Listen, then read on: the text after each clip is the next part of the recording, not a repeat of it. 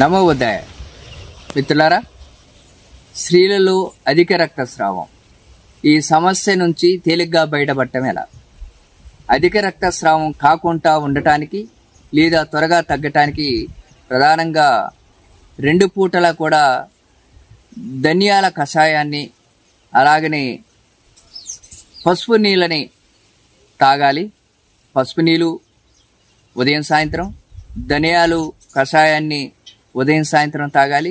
అలాగనే బొడ్డు కింద భాగంలో రేగడ మట్టిని పట్టీగా వేసుకొని అలా చేయాలి. మరొకటి ఏంటి అంటే 2 పూటల కూడా పుదీనా జ్యూస్ని మనం త్రాగాలి.